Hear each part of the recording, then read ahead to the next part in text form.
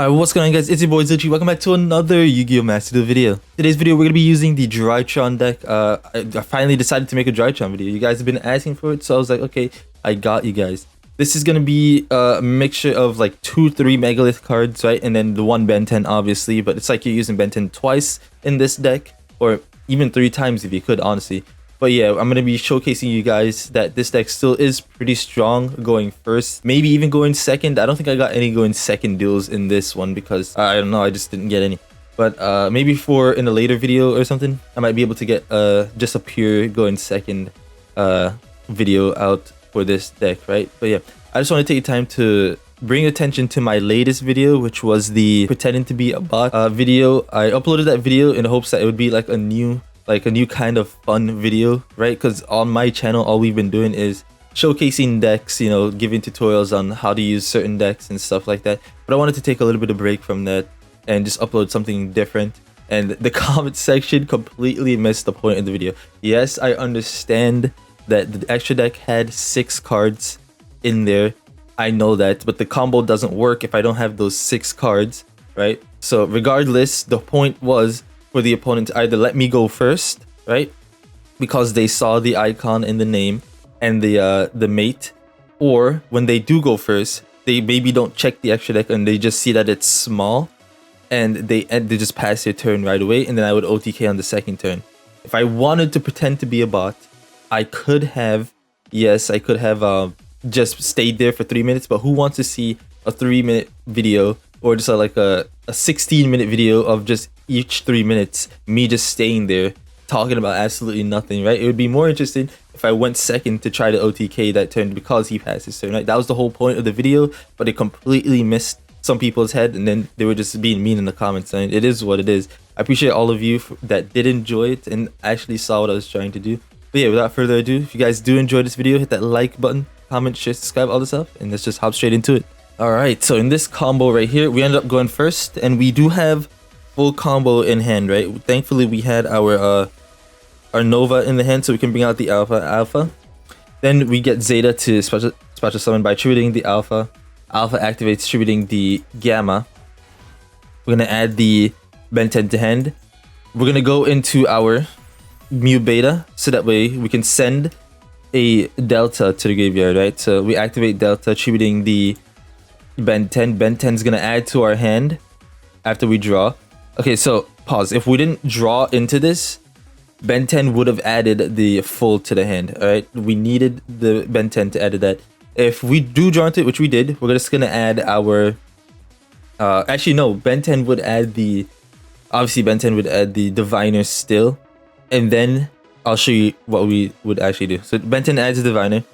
We're gonna normal summon out the diviner, sending the Herald of Arc Light. Now the Herald of Arc Light, if we didn't have Phul in hand, that's what we use the Herald of Arc Light to add to the hand, right? There is a Phul, but since we had it in the hand, we're just gonna add the Ultimateness. We're gonna use this to go into the Phul, but he has Nib.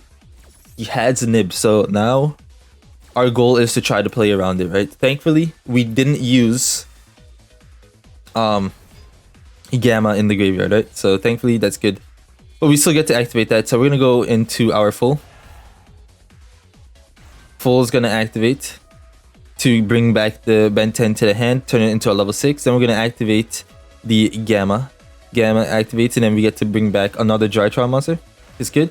Activate benten. Benten adds the Eva to the hand. We're gonna go activate this, bring it back to the hand. Then the play that I wanted to do here, and the reason why I made this play is because I needed an Eva to be sent to the graveyard, right? So that way we can have more negates for our ultimateness, right? So our ultimateness, so that's why we run the Union Carrier, and then we equip ourselves with the Eva, right? Then we activate this to tribute the Union Carrier, setting the Eva as well.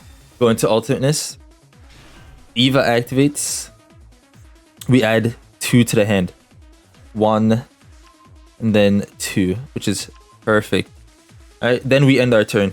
I could have ended on this Masquerena right here, but it might have been a waste, honestly. If he goes into, let's say I went into the Mask right here, right?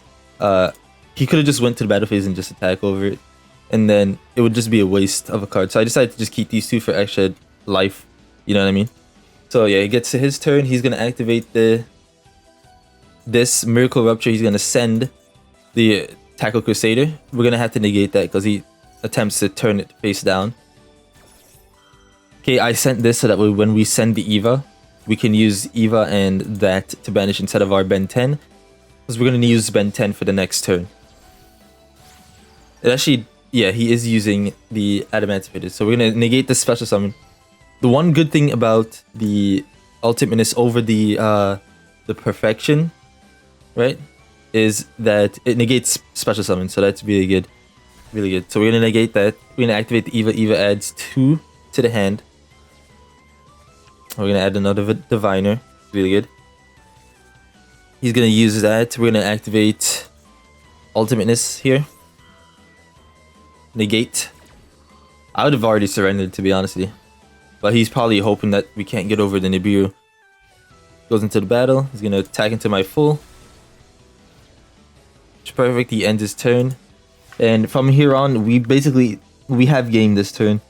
We drew into the Lancea. We're gonna normal summon out the Herald, sending the Arc Light, adding the Natasha. Right. We're gonna activate the Alpha, tributing that we can add the Idaten to the hand. We're gonna activate the Delta so we can draw. So we send Natasha. Activate the Gamma, tributing the Delta. Really good. Really good, actually. Use this. Then we're gonna go into Masquerena here. We're gonna activate this to go into Natasha. And the plan was to Natasha steal, then go into Accesscode Talker, and then attack for game, right? So, GG at this point. He just scoops, I think. Yep, GG. Alright. There we go. So now we're going first again.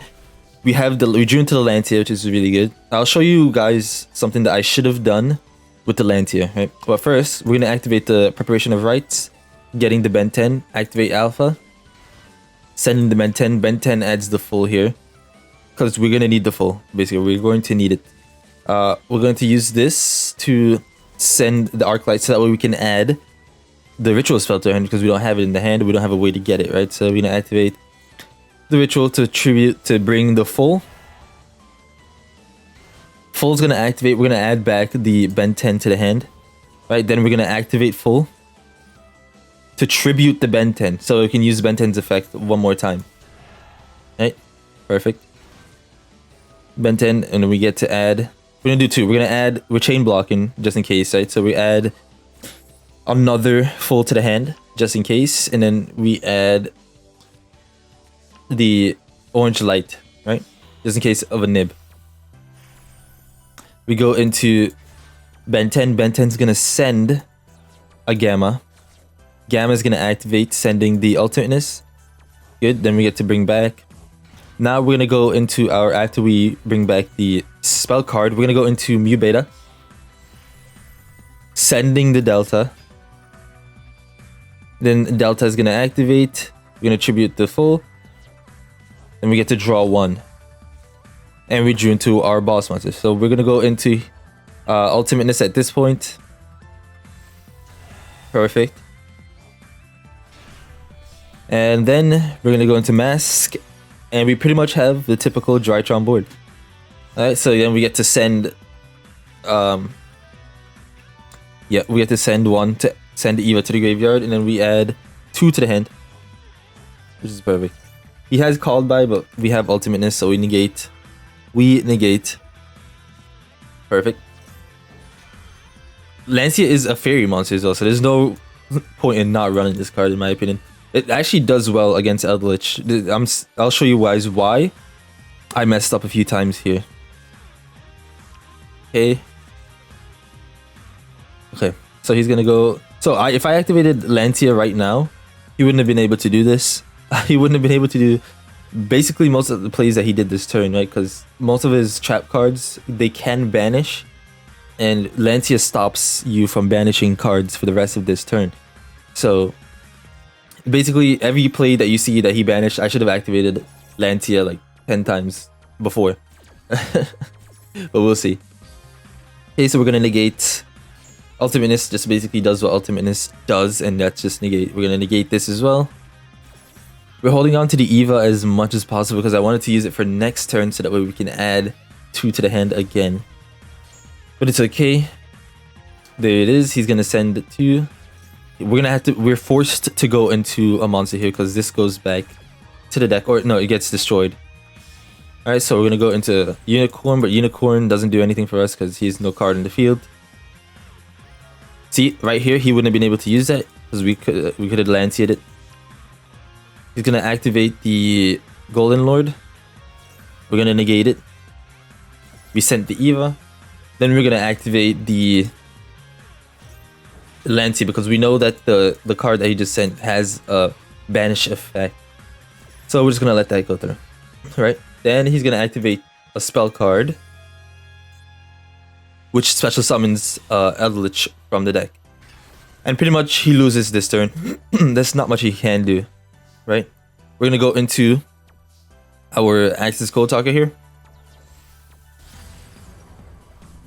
Accesscode Talker, destroy his Eldritch, which is good. Okay, we're gonna go into Nova. Just go into attack, and then we just attack the game. No point in dragging it out, right?